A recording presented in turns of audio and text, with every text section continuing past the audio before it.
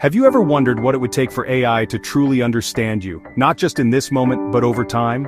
Imagine an assistant that doesn't forget. One that remembers your preferences, your plans, your frustrations, even the tasks you didn't finish yesterday, not just because you told it to, but because it was there, observing, summarizing, learning, while you worked.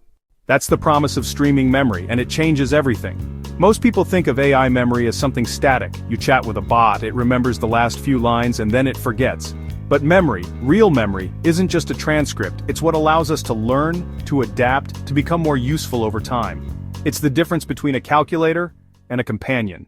Until recently, AI systems could barely remember what happened 5 minutes ago. Every prompt had to include the full context, who you are, what you said, what the system already knows, otherwise it started over. Like Groundhog Day, but dumber.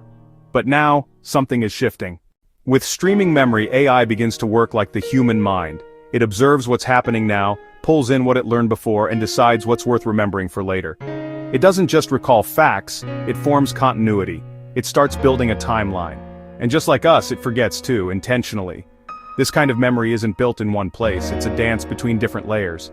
Short-term memory holds on to the recent flow, what you just said, what it just did.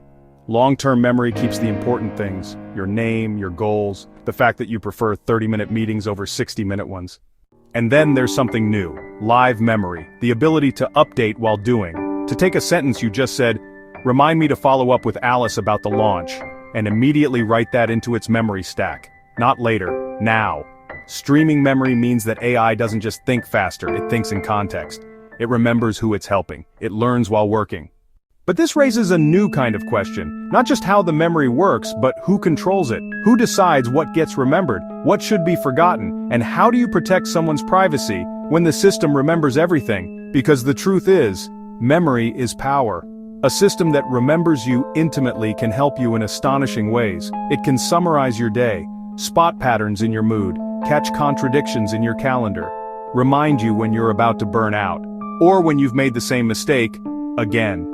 But without guardrails, that same memory becomes a risk. If it's misused, memory becomes surveillance. If it's never audited, memory becomes bias. If it's never questioned, memory becomes the truth, even when it's not. We've seen this before. Human memory is imperfect but flexible. AI memory, it's durable, persistent, and in many systems, completely invisible. That's why streaming memory must come with transparency. You should be able to see what the AI remembers, edit it, delete it, say, forget I said that, and it should listen.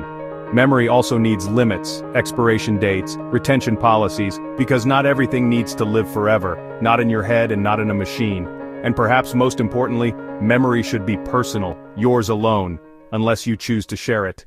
Because in the future we're building, AI will not just respond to you. It will live alongside you, day by day, task by task, choice by choice. And without memory, it's just guessing. The real power of AI doesn't come from answering questions. It comes from understanding continuity, from building relationships, from growing wiser over time, not just smarter. So the next time someone talks about large language models or better prompts or faster inference, ask them this: can it remember? Because without memory, AI is temporary. But with memory, it becomes something more, not just a tool, a partner, one that learns, one that grows, and one that never forgets, unless you want it to.